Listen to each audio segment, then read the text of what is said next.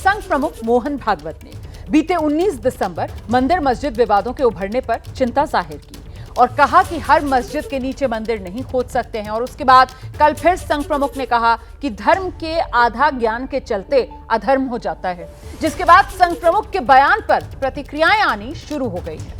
मोहन भागवत के इस बयान पर धर्मगुरु रामभद्राचार्य ने अपनी प्रतिक्रिया दी है।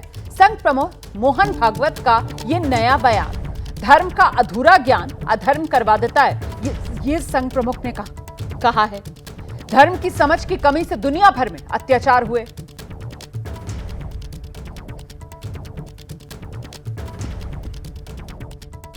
धर्म हा समजावा लागतो, तो नीट नाही समजला तर त्या धर्माच्या अर्धवट ज्ञानाने अधर्म होतो। जगामध्ये धर्माच्या नावाखाली जितके अत्याचार झाले आहेत ते या चुकीच्या समजुतीमुळे झाले आहेत की जी काही विविधता दिसते त्याच्यामध्ये मुळात एकत्व आहे, विविधता ही बदलते, नष्ट होते, एकता ही शाश्वत है। इससे पहले 19 दिसंबर को मोहन भागवत के एक बयान पर विवाद हो गया था और वो बयान क्या था, जरा वो भी सुनिए। जीवन जर ही हार्मनी जर जगाला पाहिजे असेल तर आपल्या देशात याचं मॉडेल उभं करायचं म्हणजे ही हार्मनी आपल्या देशात असली पाहिजे। श्रद्धेचा आदर, त्यामुळे राम मंदिर झालं पाहिजे, ते होत आहे। हिंदूंची श्रद्धास्थान हिंदूंना वाटतं, परंतु असं केलं म्हणजे हिंदूमध्ये नेता होता येतं म्हणून किंवा अतिरेकी भूतकाळाच्या ओझ्याच्या परिणामामुळे अतिरेकी तिरस्कार, द्वेष, शत्रुता, संशय याच्या पोटी रोज एक नवीन प्रकरण काढणे हे कसं चालेल? हे नाही चालणार। वहीं आरएसएस चीफ मोहन भागवत के इस नए मंदिर मस्जिद विवाद के उभरने पर चिंता जाहिर करने के बाद ये जो उनका बयान आ रहा है कि हर मस्जिद के नीचे मंदिर नहीं खोजना चाहिए, भागवत की इसी बयान को लेकर धर्मगुरु रामभद्राचार्य उनकी प्रतिक्रिया सामने आई है। संघ प्रमुख के बयान पर रामभद्राचार्य भड़क गए हैं। मोहन भागवत का बयान अदूरदर्शी है, ये कह रहे हैं रामभद्राचार्य। संघ प्रमुख के बयान पर रामभद्राचार्य की प्रतिक्रिया सामने आई है। वो कह रहे हैं आरएसएस हमारा कोई शासक तो है नहीं।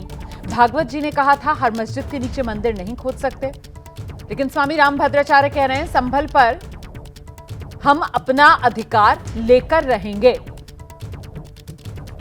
स्वामी रामभद्राचार्य जी हमारे साथ हैं, क्या कहेंगे? संभल में सर्वे चल रहा है। संभल में जो कुछ चल रहा है वो सब हिंदुओं के अवशेष मिल रहे हैं और हम अपना अधिकार लेकर रहेंगे, हम अभी कह रहे हैं। और सब हिंदुओं को इकट्ठा हो जाना चाहिए, जागृत हो जाना चाहिए। जहाँ जहाँ भी हमारे अवशेष हैं हमें अपने अवशेष लेने हैं। क्या कहेंगे? वेद पुराण कहते हैं कि संभल बहुत महत्वपूर्ण है सनातन धर्म के लिए और अभी से वहाँ पर तमाम तरह की चीजें देखने मिल रही है। क्या ये जानबूझकर हो रहा है, आपको लगता है ऐसा? नहीं, जानबूझकर नहीं हो रहा है, भगवान की इच्छा से हो रहा है। दूसरी तरफ मोहन भागवत कहते हैं कि राम मंदिर के बाद हर कोई नेता बन रहा है, नेता नहीं बनना चाहिए हिंदुओं में। उनका बयान अदूरदर्शी है, वो हमारे शासक नहीं है। संघ हमारा शासक नहीं, हम उसके शासक हो सकते हैं। गुरुजी, संभल में सर्वे तो हो रहा है, लेकिन जब टीम जाती है, मंदिर निकलते हैं तो पत्थरबाजी होती है, उस पर क्या कहेंगे? उसको अब हम प्रतिरोध करेंगे प्रतिरोध। कुछ सपा के नेता हैं अभी भी सनातन धर्म और हिंदुत्व पर लगातार टिप्पणी, वो विनाश काले विपरीत बुद्धि। बाकी जो लगातार टिप्पणी कर रहे हैं, करने की सोच रहे हैं, उनको कोई चेतावनी? विनाश काले विपरीत बुद्धि कर दिया। बहुत बहुत धन्यवाद आपका। कैमरा पर विजय देसाई के साथ मैं Namrata Dubey, BP news Mumbai. RSS प्रमुख मोहन भागवत के बयान पर मुस्लिम धर्मगुरुओं की भी प्रतिक्रिया सामने आ रही है। जमीयत उलमाए हिंद के कानूनी सलाहकार दावा कर रहे हैं जो लोग मतभेद फैला रहे हैं, मोहन भागवत को उनकी क्लास लेनी चाहिए।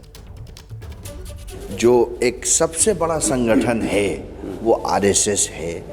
आरएसएस के चीफ ये बयान दे रहे हैं, तो आरएसएस चीफ का जो भी रिमार्क्स होंगे वो एक बुनियादी हैसियत रखते हैं, समाज उनको सुनता है। इसीलिए मैंने कहा था कि मोहन भागवत साहब अगर इन नेताओं को बुला लें, और ख़ासकर संवैधानिक शीर्ष पदों पर बैठे हुए लोग जिनका काम है सेकुलरिज्म का, धर्मनिरपेक्षता का, अगर वो कम्युनल माहौल पैदा करेंगे तो हम भारत को राष्ट्रीय पटल पर एक गौरवशाली देश के रूप में प्रचारित नहीं कर सकेंगे। भागवत साहब अगर ये समझते हैं कि वो बयान दे करके उससे बरी हो सकते हैं, ऐसा नहीं है। उनको देश की सियासत को उसमें शामिल होकर के बदलना पड़ेगा, और अब तो सुप्रीम कोर्ट भी कह चुका है। इसी पर बातचीत करने के लिए हमारे साथ दो खास मेहमान मौजूद है। दानिश कुरैशी हमारे साथ जुड़ रहे हैं, राजनीतिक विशेषज्ञ हैं, और साथ ही आप देख रहे हैं हमारे साथ स्वामी चक्रपाणी मौजूद हैं, अध्यक्ष हिंदू महासभा के। बहुत स्वागत आप दोनों का। स्वामी चक्रपाणी महाराज जी का रुख करते हैं और उन्हीं से जानते हैं ये मंदिर मस्जिद और ये जिस तरीके से आजकल एक मुहिम सी चल रही है, इसको लेकर संघ और संतों की राय अलग है क्या, या स्वामी चक्रपाणी आप संघ की राय के साथ हैं? रोमाना जी देखिए, इस बात को समझिए कि कोई भी ये मंदिर मस्जिद का मामला है नया नहीं है। ये मामला उसी समय से शुरू हो गया था जब लुटेरे मुगल आए यहाँ पे और हमारे मंदिरों को तोड़ा, तहस नहस किया और उस पे मस्जिद की गुंबद बना दिए और हमारे धर्म को तहस नहस करने का प्रयास किया, हमारे मान्यता को क्षतिग्रस्त किया। सवाल इस बात का है, उसी समय से हमारे एक दो नहीं लाखों लोगों ने अपनी कुर्बानी दी, चाहे राम मंदिर के लिए, चाहे कृष्ण जन्मभूमि के लिए, या हमारे सैकड़ों हजारों मंदिरों के लिए, या काशी विश्वनाथ जी के लिए। आज देखिए किस प्रकार से राम मंदिर भी बना, तो एक लंबी लड़ाई के बाद माननीय सर्वोच्च न्यायालय से निर्णय लेकर के बना है। वो साक्ष्य और प्रमाण के आधार पर बना है। उसी प्रकार से वर्तमान में भी जो काशी में बाबा विश्वनाथ जी के जो भगवान महेश्वर मंदिर के जो यजु खाने से जब मिला, जब सर्वे हुआ तो उससे भगवान शिवलिंग दिखाई दिए। आप जरा सोचिए कि जितने भी कोर्ट में मामले जा रहे हैं सब साक्ष्य और प्रमाण पे जा रहे हैं। जो भी सर्वे के आदेश हो रहे हैं, माननीय कोर्ट जब देखता है कि हाँ भाई इसमें कोई दम है तो सर्वे के आदेश देता है। तो माननीय मोहन भागवत जी कोर्ट से ऊपर तो है नहीं, तो इसलिए उनको इस तरह की बातें बयान देने से पहले 100 बार सोचना चाहिए। रामभद्राचार्य जी महाराज ने बिल्कुल ठीक कहा। आप कह रहे हैं कि मोहन भागवत जी को इस तरीके के बयान देने से बचना चाहिए, नसीहत देने से पहले मोहन भागवत जी को सोचना चाहिए। दानिश कुरैशी, आपकी राय? देखिए, मैं ऐसा मानता हूं कि दरअसल देश की राजनीति में जिस तरीके के हालात हैं और संघ प्रमुख मोहन भागवत का जो स्टेटमेंट आया है वो बहुत वक्त के बाद आया है, और खास करके जिस तरीके से वो रिप्रेजेंट कर रहे हैं चीजों को, तब ये मामला इसलिए मेरा नुक्ता नजर इसमें ये है कि सुप्रीम कोर्ट में जिस तरीके से रोक लगाई है कि भाई जब तक इस पूरे मामले में केंद्र सरकार अपना हलफनामा नहीं देती तब तक कोई और जो मस्जिद या मंदिर का विवाद नहीं खड़ा किया जा सकेगा। तो ये बात बिल्कुल साफ है। और जहां तक बात है संघ की, तो आपने संघ का मामला देखा नहीं है क्या? बाबरी मस्जिद ढाने के लिए बाकायदा आंदोलन चलाया गया, क्या दुनिया वाकिफ नहीं है? 2000 से ज्यादा लोग 1992 में मारे गए।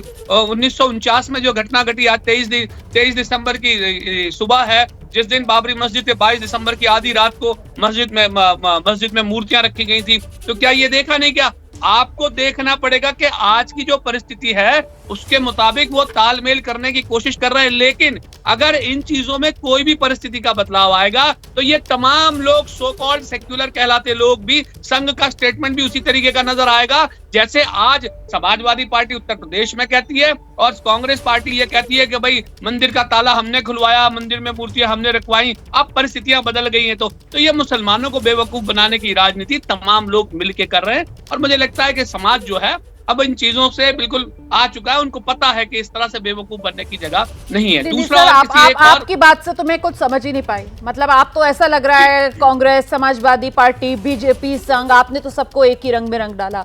यहाँ पर हम चर्चा इस बात को लेकर कर रहे हैं कि संघ प्रमुख का जो बयान सामने आया है और संघ प्रमुख का जो बयान है उसको लेकर कई संतों ने आपत्ति दर्ज करा दी है, और खुद स्वामी चक्रपाणी महाराज जी जो है वो भी कह रहे हैं कि साहब संभल कर बोलना चाहिए था, नसीहत देने से बचना चाहिए था संघ प्रमुख को इस तरीके का बयान देने से पहले।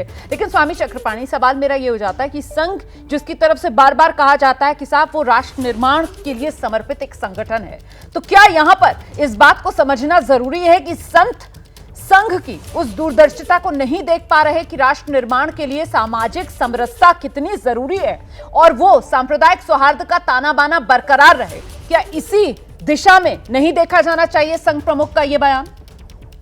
नहीं रोमाना जी, राष्ट्र निर्माण का सपना जो है हमारे मंदिरों को तोड़कर, हमारे सांस्कृतिक विरासतों को तोड़कर, रौंद कर उसके नींव में नहीं बना जा सकता। जब तक सद्भावना दोनों तरफ से होता है, भाईचारा दोनों तरफ से होता है। ये नहीं कि मैं दानिश साहब को भाई कहता रहूं, ये मुझे चारा की तरह चबाते रहे, वो भाईचारा बहुत हो चुका। अब तो दानिश साहब या तमाम उन लोगों के ऊपर है जो मुगलों के पैरविकार बने हुए हैं, उनको आगे बढ़ करके जहां पे प्रतीक मिल रहा है, जहां पे हमारे मंदिर के सबूत है, उन मंदिरों को स्वतः आगे बढ़ करके देना चाहिए। सर आप 14वीं 15वीं सदी से आगे बढ़ना पड़ेगा ना। अब 1947 में आजादी मिली, उसके बाद देश में संविधान आया, कानून बना, 1991 वर्शिप एक्ट भी आ गया, प्लेसेस ऑफ वर्शिप एक्ट, जिसको लेकर सुप्रीम कोर्ट बार बार केंद्र से जवाब मांग रहा है और वो जवाब भी आना है। लेकिन अगर ऐसे में वो उस सदी के अंदर कौन सा वो आक्रांता आया था, कौन सा वो शासक आया था, उसने किस तरीके से मारकाट मचाई थी, अगर इसी को देखते रहेंगे सर, गाड़ी भी जब चला रहे होते हैं तो फिर वो पीछे वाला जो शीशा है उसमें देखकर गाड़ी ड्राइव नहीं की जाती है ना सर, एक्सीडेंट हो जाता है। आगे ही देखना पड़ेगा सर। और वही आगे की दिशा क्या संघ की तरफ से दिखाई जा रही है, यही मेरा सवाल है।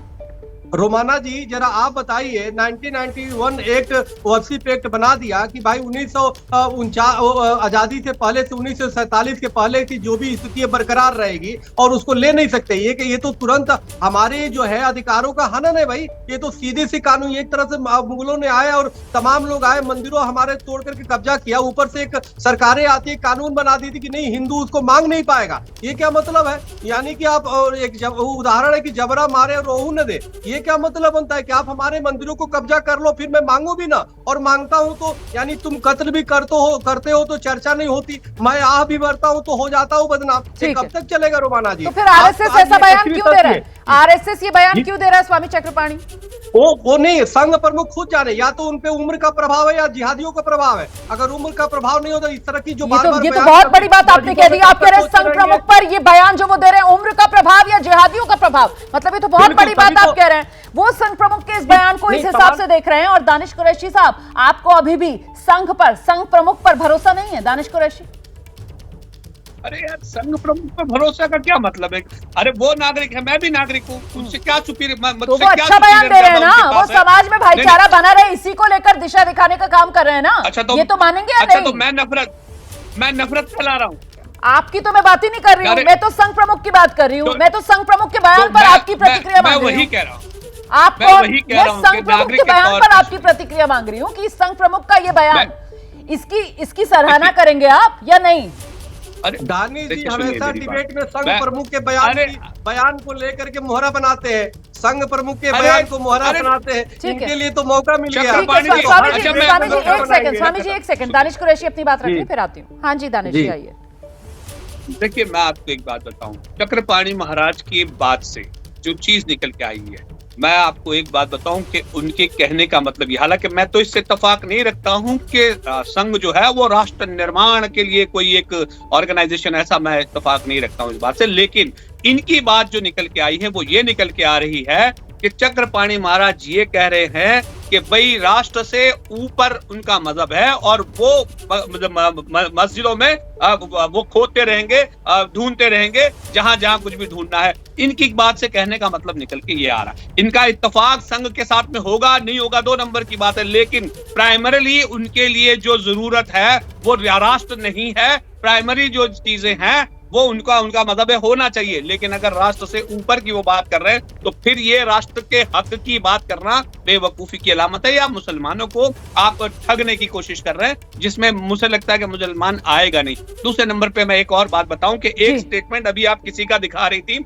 शायद वो जमीयत उलमा इनके थे या कौन था, मैं देख नहीं पाया ठीक से, लेकिन वो ये कह रहे थे कि भाई सामाजिक स्तर पे और राजनीतिक तौर पर उनको जो है आगे आना चाहिए। वो शायद इनको नहीं जानकारी का पता कि भाई इस देश में संघ को जो परमिशन मिली थी एक तरीके से अपना संगठन की वो करने की, ये इंटीमेशंस के साथ दिया गया था कि भाई आपको राजनीतिक तौर पर कहीं कोई कार्रवाई या किसी तरह की एक्टिविटी में लिप्त नहीं होना। सर जैसे स्वामी चक्रपाणी की सुई 14वीं 15वीं सदी में अटकी हुई है, आपकी भी सुई संघ को लेकर कहीं बहुत पीछे इतिहास में अटकी हुई है ना, आपको भी आगे बढ़ने की जरूरत है। फिलहाल समय इतना ही है मेरा, बहुत बहुत शुक्रिया आप दोनों का इस चर्चा में शिरकत करने के लिए। और अब मध्य प्रदेश की राजधानी भोपाल से बड़ी खबर आ रही है। भोपाल में 52 किलो सोना 10 करोड़ कैश के साथ बरामद की गई है। एक इनोवा गाड़ी को लेकर यह बड़ा खुलासा हुआ है और सीसीटीवी फुटेज भी अब इससे जुड़ा सामने आ गया है। फुटेज बुधवार रात का बताया जा रहा है। देखिए, भोपाल में लोकायुक्त का छापा और इसी लोकायुक्त के छापे में ये गाड़ी जब्त की गई है। जब्त कार का सीसीटीवी फुटेज अब सामने आ गया है। इनोवा गाड़ी है और इस इनोवा कार से 10 करोड़ कैश और 52 किलो सोना बरामद हुआ है। आरोपी का नाम सौरभ शर्मा। आरोपी सौरभ शर्मा के करीबी चेतन के घर ये गाड़ी खड़ी हुई थी, वहीं पर ये गाड़ी पार्क थी। तो गाड़ी जब घर से निकल रही थी उस वक्त का वीडियो भी हम आपको दिखा रहे हैं। ये सीसीटीवी फुटेज सामने आ गया। ये देख रहे हैं आप, ये गाड़ी इनोवा गाड़ी। इस कार से बरामद हुआ 52 किलो सोना और 10 करोड़ कैश। भोपाल के पास मेंडोरा इलाका है, इसी मेंडोरा इलाके में ये गाड़ी मिली थी। तो गाड़ी के घर से निकलने का वीडियो अब सामने आ गया है। इसी कार से बरामद हुआ 52 किलो सोना, 10 करोड़ कैश। दरअसल आरोपी सौरभ शर्मा, जिसके खिलाफ ईडी ने मामला दर्ज कर लिया है, और ये देखिए वो जो सोने की और नकदी की बरामदगी हुई है इस इनोवा गाड़ी से, वो भी बरामदगी हम आपको दिखा रहे हैं। 52 किलो सोना बताया जा रहा है मिला है इस गाड़ी से। और ये आप देख रहे हैं सोने के बिस्किट नजर आ रहे हैं। तो सीसीटीवी फुटेज सामने आ गया है। ये कार के साथ चेतन, जिसके घर पर ये गाड़ी पार्क थी, वो भी नजर आ रहा है। और इसी गाड़ी से 10 करोड़ कैश बरामद हुआ, 52 किलो सोना मिला। ईडी ने मामला दर्ज कर लिया है सौरभ शर्मा के खिलाफ। तो लोकायुक्त के छापे में ये गाड़ी जो जब्त की गई, सीसीटीवी फुटेज इस गाड़ी का सामने आ गया है। लोकायुक्त टीम के छापे की जानकारी क्या लीक हो गई थी, ये बड़ा सवाल है। सौरभ शर्मा तक क्या पहले ही जानकारी मिल गई थी कि छापा होने वाला है? क्या इसी वजह से सारा माल जो है, नकद सोना, गाड़ी में भर दिया गया? कार के जरिए इसी तरह और भी कालेधन को क्या ठिकाने लगाया गया? ये तो एक गाड़ी है, कहीं ऐसा तो नहीं कि कुछ और गाड़ियों में इसी तरीके से ये सारा का सारा कालाधन ठिकाने लगा दिया गया? तो भोपाल से कालेधन की बरामदगी के मामले में ईडी ने अब मामला दर्ज कर लिया है। सौरभ शर्मा और चेतन सिंह गौड़ के खिलाफ केस दर्ज कर लिया गया है। गाड़ी से जो बरामदगी हुई है वो 52 किलो सोना है, 10 करोड़ कैश है जो गाड़ी से मिला है। आपको बता दें कि सौरभ शर्मा को लेकर फिलहाल जानकारी है कि सौरभ शर्मा अभी दुबई में है और दुबई से जैसे ही वो भारत लौटेगा उससे पूछताछ इस मामले में होगी।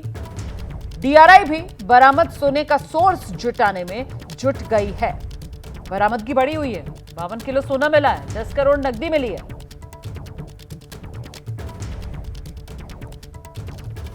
और मध्य प्रदेश में लोकायुक्त की ये कार्रवाई और तेज हो गई है। इंदौर और धार में लोकायुक्त का छापा चल रहा है। आय से ज्यादा संपत्ति के मामले में ये छापेमारी। सहकारिता विभाग के सहायक प्रबंधक हैं कनीराम मंडलोई, उनके ठिकाने पर अब छापे मारे जा रहे हैं। इंदौर में कनीराम मंडलोई के ठिकाने पर छापा। आय से 2.5 करोड़ ज्यादा की संपत्ति अभी तक मनीराम की पाई गई है। कनीराम मंडलोई हैं, इनके विरुद्ध शिकायत प्राप्त हुई थी आय से अधिक संपत्ति अर्जित करने के विषय में। प्रथम दृष्टया जो आकलन किया गया है वो इनके द्वारा चल अचल संपत्ति जो अर्जित की गई है वो 5 करोड़ 60 लाख के करीब का अभी प्रथम दृष्टया आकलन है, जिसमें तकरीबन 85% इनकी संपत्ति जो वैध आय से अधिक की जो पाई गई है। और अभी बाकी जो दस्तावेजों जो संकलित किए गए हैं या तलाशी कार्रवाई जो की जा रही है विभिन्न स्थानों पर। देखिए, संभल में खुदाई का काम लगातार जारी है और इसी खुदाई पर सियासी प्रतिक्रियाएं भी आ रही हैं। अखिलेश यादव का एक बयान सामने आया है। संभल में खुदाई पर अखिलेश यादव बोले, ऐसे खोदते खोदते एक दिन सरकार को खोद देंगे। ये कहना है अखिलेश यादव का। इससे पहले अखिलेश यादव ने कहा था कि अगर खुदाई बीजेपी के नेताओं के घर के नीचे करा ली जाए, वहां पर भी कुछ ना कुछ मिल जाएगा। इतनी पुरानी हमारी पृथ्वी है। और ऐसे में अब ये नया बयान अखिलेश यादव का आया है कि ऐसे खोदते खोदते एक दिन सरकार को खोद देंगे।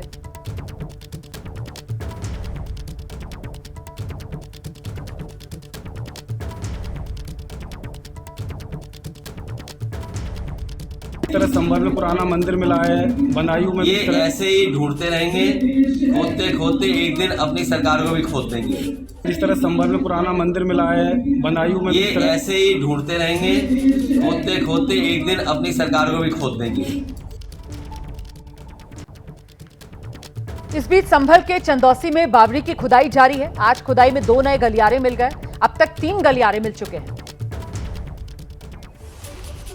तो आपको बता दें कि आज भी संभल जिले का चंदौसी, जहां पर बावड़ी में खुदाई का काम जारी है। कल ही 5 फीट गहराई तक खुदाई कर ली गई थी। मिट्टी हटाई जा रही है और साथ ही आगे खुदाई का काम चल रहा है, क्योंकि बेहद पुराना ये ढांचा है। करीब 150 साल से ज्यादा पुरानी बताई जा रही है बावड़ी। ऐसे में बहुत एहतियात के साथ यहां पर खुदाई की जा रही है।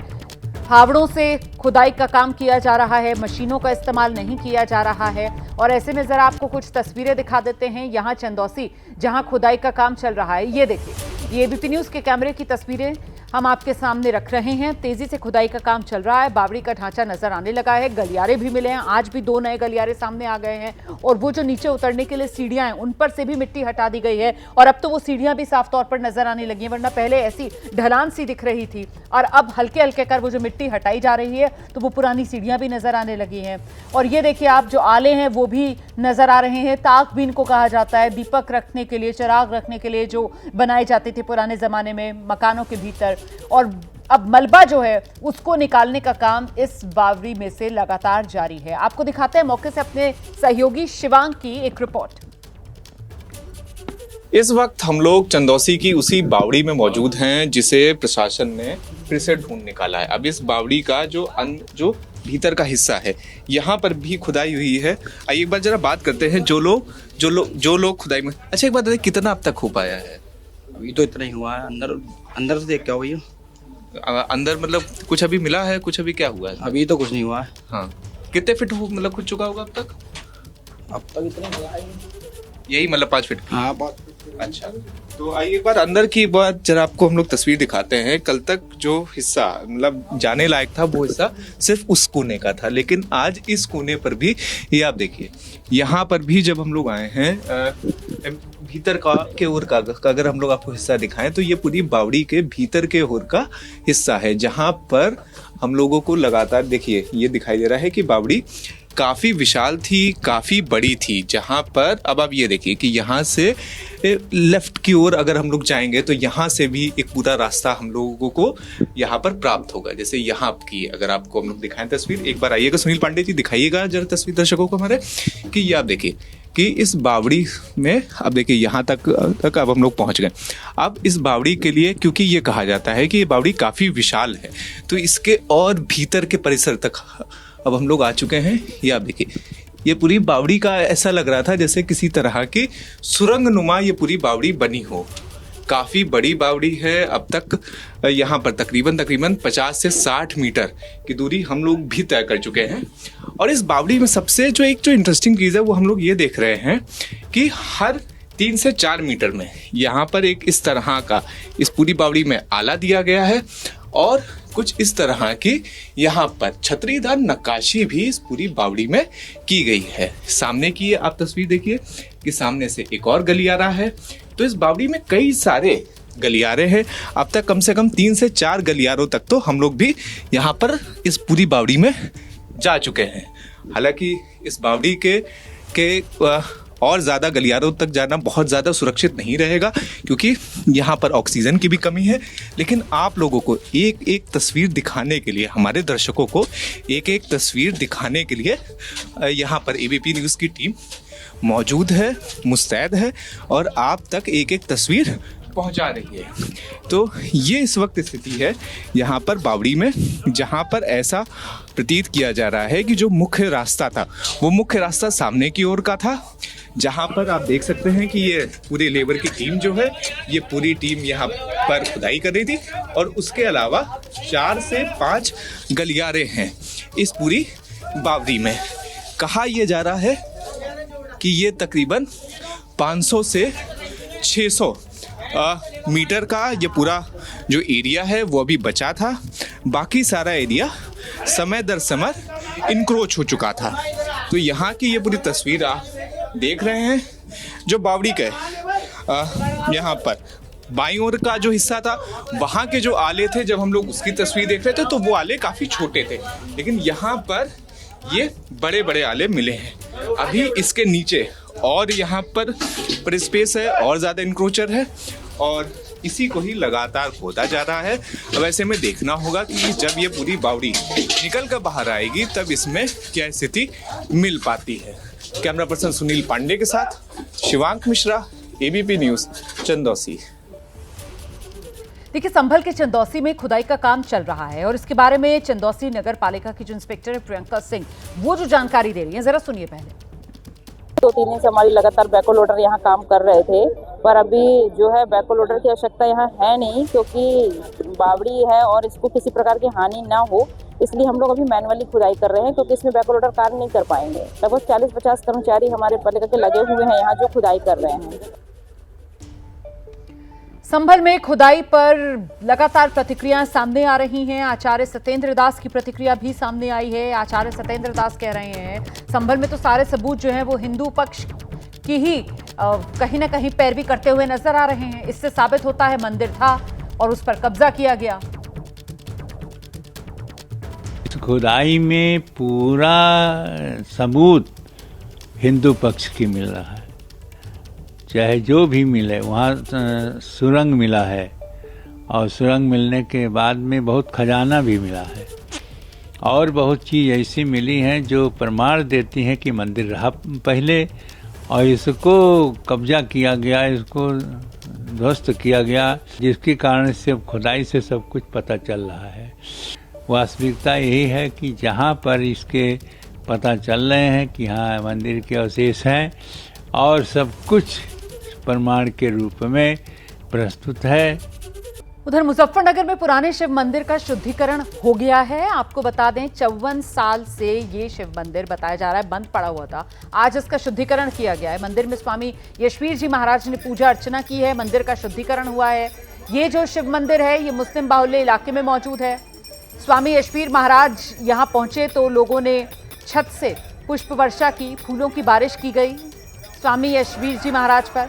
मुस्लिम समाज के लोग फूल बरसाते हुए नजर आए स्वामी जी पर और ऐसे में स्वामी जी पहुंचे मुस्लिम बाहुल्य इलाके में और यहां जाकर जो 54 साल पुराना शिव मंदिर है वहां पर शुद्धिकरण किया।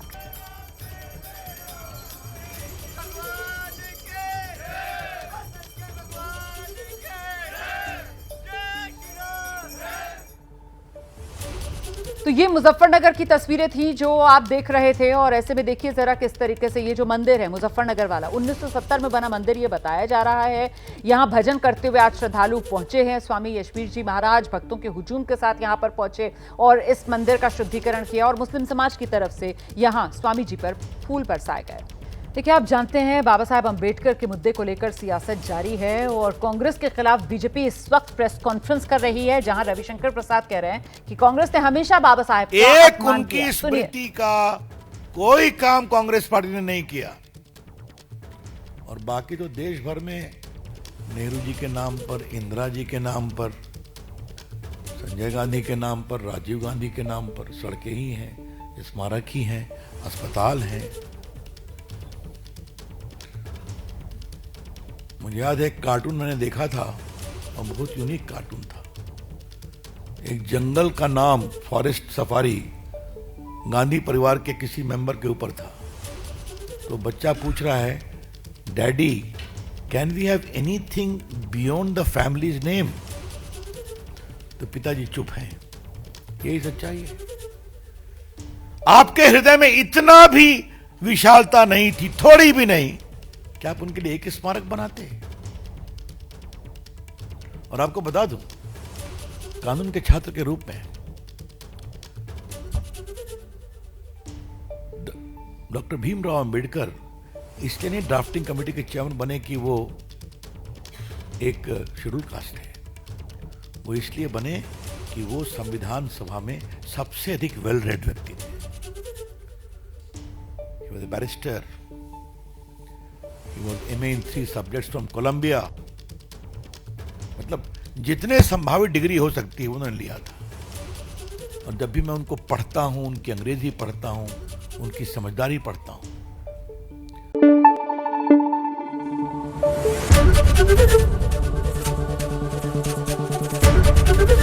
एबीपी न्यूज आपको रखे आगे।